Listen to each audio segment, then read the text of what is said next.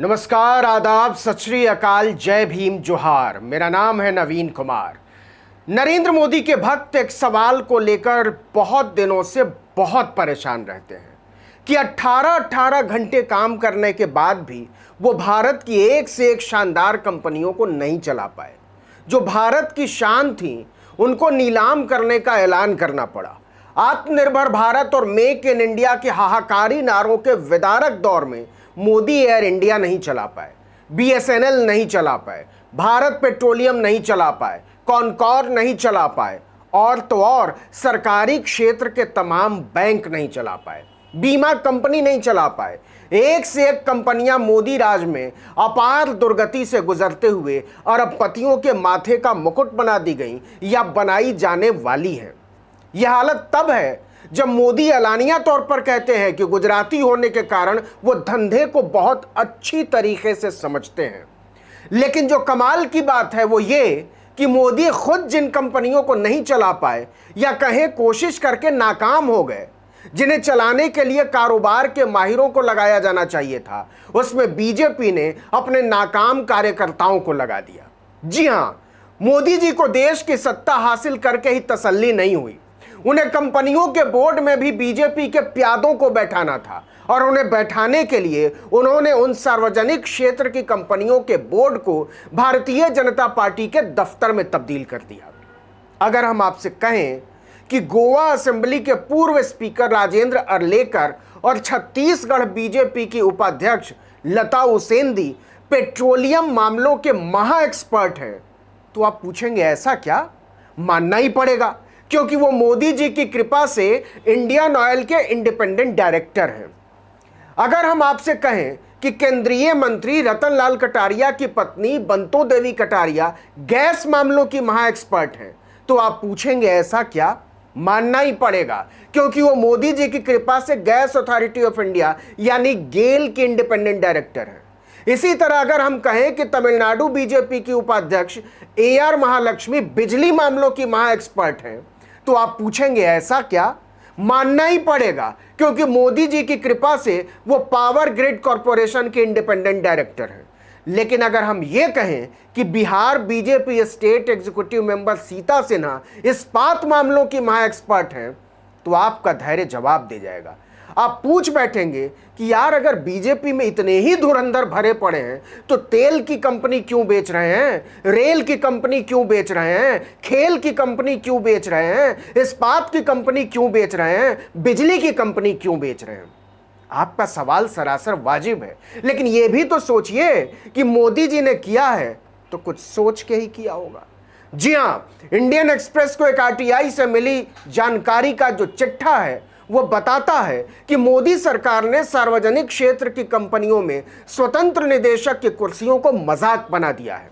इस RTI में express ने सार्वजनिक क्षेत्र की ब्लू चिप कंपनियों, जिनका सालाना टर्नओवर 25,000 करोड़ रुपए से ज्यादा है और जिनमें महारत्न कंपनियां भी शामिल हैं, उनके स्वतंत्र निदेशकों यानी इंडिपेंडेंट डायरेक्टर्स की सूची मांगी थी।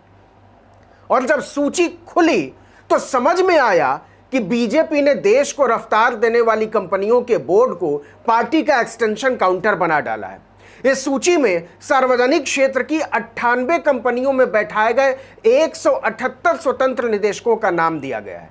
आप हैरान रह जाएंगे कि इनमें से 67 कंपनियों में बैठाए गए कम से कम 86 इंडिपेंडेंट डायरेक्टर सत्ताधारी बीजेपी के कार्यकर्ता, नेता और ओहदेदार हैं। मतलब ये कंपनियां मोदी सरकार के लिए अपने कार्यकर्ताओं को उपकृत करने का जरिया है। जो तेल का ता नहीं जानते वो तेल कंपनी के डायरेक्टर बना दिए गए, जो बिजली का ब नहीं जानते वो बिजली कंपनी के डायरेक्टर बना दिए गए, जो इंजीनियरिंग का ई नहीं जानते वो इंजीनियरिंग की सबसे नामी कंपनी के डायरेक्टर बना दिए गए, जो केमिकल का क नहीं जानते वो केमिकल और फर्टिलाइजर कंपनी के डायरेक्टर बना दिए गए। सोचिए, इंडिपेंडेंट डायरेक्टर बनाने के नाम पर भारत की जनता के खून पसीने की कमाई से खड़ी की गई पूरे 67 कंपनियों के साथ मजाक किया गया है। पूरी लिस्ट को देखें तो पता चलेगा कि मोदी सरकार ने खुलकर बेहिचक उन नेताओं को डायरेक्टरशिप की रेवड़ी बांटी है जो चुनाव में नाकाम हो गए, संगठन में बेकाम हो गए या जिनकी किसी बड़े नेता के साथ नजदीकियां हैं। इन नेताओं की न तो इन कंपनियों के कारोबार में दूर दूर तक कोई महारत है, न इनके पास इन्हें आगे ले जाने का कोई विजन है, और ना ही इनकी ऐसी कोई ट्रेनिंग है। कुल मिलाकर बीजेपी से भारत की जनता पर थोपे गए ये डायरेक्टर इन कंपनियों पर ही नहीं, भारत की जनता पर भी बोझ की तरह है। इन पर खर्च होने वाला 1 रुपया भी भारत की जनता की जेब काटने की तरह है। जो हैरानी की बात है वो ये कि खुद प्रधानमंत्री नरेंद्र मोदी ने कई मौकों पर कहा है कि सार्वजनिक क्षेत्र की कई कंपनियां घाटे में हैं और वो सरकारी खजाने पर बोझ हैं। इन्हें वित्तीय मदद देने से अर्थव्यवस्था पर बोझ बढ़ता है। तो सवाल है कि उन्होंने बीजेपी का बोझ इन कंपनियों की पीठ पर क्यों लाद दिया।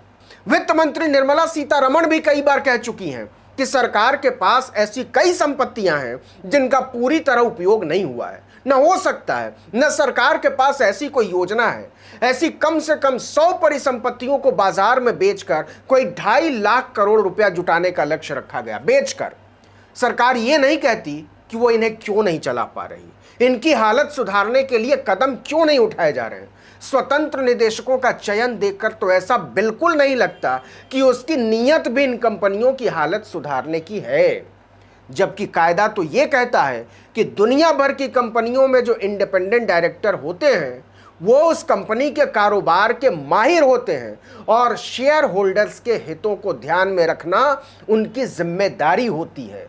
लेकिन यहां तो देख रहे हैं कि बीजेपी ने सरकारी कंपनियों में अपने हितों की रक्षा करने वाले कार्यकर्ताओं को बैठा डाला।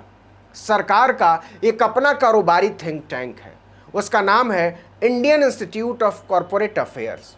उसका काम है सरकार को यह सलाह देना कि सार्वजनिक क्षेत्र की कंपनियों की हालत को कैसे प्रतिस्पर्धी बनाया जाए। 2 साल पहले उसने साफ साफ कहा था कि सार्वजनिक क्षेत्र के उपक्रमों में स्वतंत्र निदेशकों का चयन स्वतंत्र तरीके से नहीं हो रहा है। क्षेत्र के अनुभवी महारथियों की जगह इन कुर्सियों पर पूर्व नौकरशाहों और नेताओं के करीबियों को भरा जा रहा है।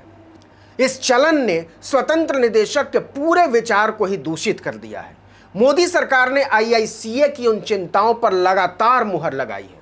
सवाल है कि जब चलाने की नीयत ही नहीं तो उन्हें बेचने के पीछे बहानेबाजियां क्यों। इस वीडियो में इतना ही, लेकिन अगर आपने आर्टिकल 19 इंडिया को अब तक सब्सक्राइब नहीं किया तो फौरन कर लीजिए।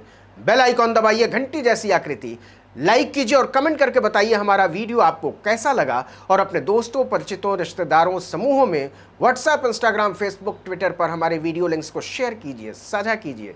और हाँ, हमारे फेसबुक पेज, यूट्यूब पेज को लाइक और सब्सक्राइब करना मत भूलिएगा। नमस्कार।